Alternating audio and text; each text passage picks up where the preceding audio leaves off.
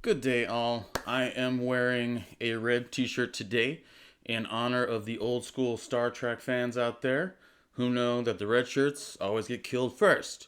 So you gotta set your phasers to stun. And that's what we're talking about today, cardiac stunning. Intro video, cool music that I don't have yet.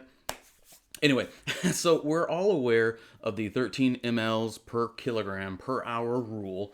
If not, might be a good idea to maybe talk to your charge nurse or your nurse about those fluid restrictions that the federal government has put into place. And pretty much every single dialysis clinic that I know of has set that standard. So what that means is that you basically make a calculation on the patient's incoming weight. You take 13 times their kilogram, their incoming weight, and then you times that by their hour of treatment, so 3.5, 4.5, and that number that you get, it's usually a 4-digit number. That's typically what your max goal is allowed to be. Now, there's a really cool and interesting reason for this, and I know that even when it started, when I was doing things and they just came out with it, it was pretty frustrating. It felt like we were kind of being hampered. We weren't able to do our jobs as effectively. However, in the long run, and especially with all the research that I've done, it's plain to see that this is a good thing. It's one of those situations where while we can do something, does not mean we should do something. So there's a YouTube video, it's going to be in the link below, or it's going to be in a link below, by Dr. Raffi Minasian. He did a video for the ANA conference a few years ago. Excellent video. If you want to watch it, he really explains in great detail some of the reasons why we do what we do and also puts a good analogy on it. But basically, yeah, anyway, check out the video. It's 15 minutes long, but it's super interesting. So the general rule of thumb that most physicians have set is that at 3% fluid gain, so 3% of their body weight, they're starting to put a strain on their vascular system. A lot of companies in the dialysis world have set kind of a standard of 5%, but a lot of research has shown that it's 3% that starts to put a strain on the body.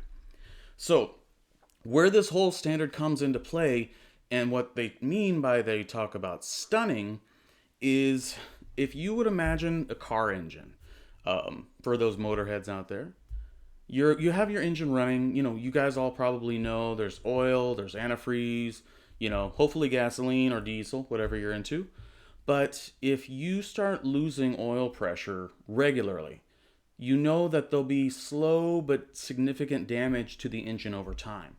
The seals will start to break down a little bit. You might have a lot more metal on metal contact over time. You'll get shavings, which just goes into further problems. But it's basically like a slow death of the engine. It definitely contributes to it. Another way to put an analogy would be if you have a plant, you're watering it, but you just skip a day. You deprive it of some water for once. Plant might be fine. It's okay. You'll just do it tomorrow. So you go ahead and water it again the next day. And then, fine. And then you stop watering it again. And then it starts to wilt. So over time, that plant is probably not going to survive. As if any of you guys, as myself knows, I have killed plants and am not proud of it. But as you guys know, the plant's probably going to perish. So those analogies apply to our patient's vascular system, to their blood. The blood is the oil. It keeps everything running because the blood carries the oxygen. And without that, every tissue in our body begins to die. I'm going to avoid some major terminology here, which is why I want to do this video, is that basically whenever we have too high of a goal, and mind you, we're also pulling other things, waste products, not just water, we are causing what's called ischemia, which is a deprivation of blood to the tissue because we're just dropping that level so fast. It's like dropping your oil pressure out of nowhere. And it's harmful to the tissue. You can start to have, as Dr. Raffi mentioned, you can have microinfarction. Infarction is like tissue death. So you can have tiny little tissues in your heart muscle as well as your other organs, anything that's supplied by blood, have little deaths inside of it. Law and order, BODY, I don't know. You'll have tiny deaths happening throughout the whole body, and it may not be visible. It may not be, I don't know, you may not even be able to tell. But the damage is happening on a cellular level. We're going to go into even more detail on another video further on because I really want to get into this, but make it understandable because, man, there's a lot of information out there about this. But that's the main reason why, is that we don't want to drop them so bad, and even slight variations in pressure, because as you guys know, that's not normal. If any of us suddenly starts to have like a 30-point blood pressure change, our body's not happy, and nor should it be. But we're going to go over a little bit more in a future video, but I just wanted to introduce this set with this video that we're going to talk about. Again, check out Dr. Raffi Minasian's video. It's going to be in the links below. Highly recommend it.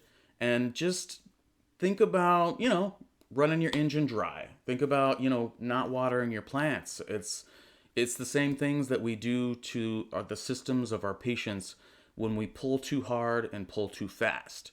So, just for the intro video, I hope you guys have a great day. Take care of yourselves and be safe.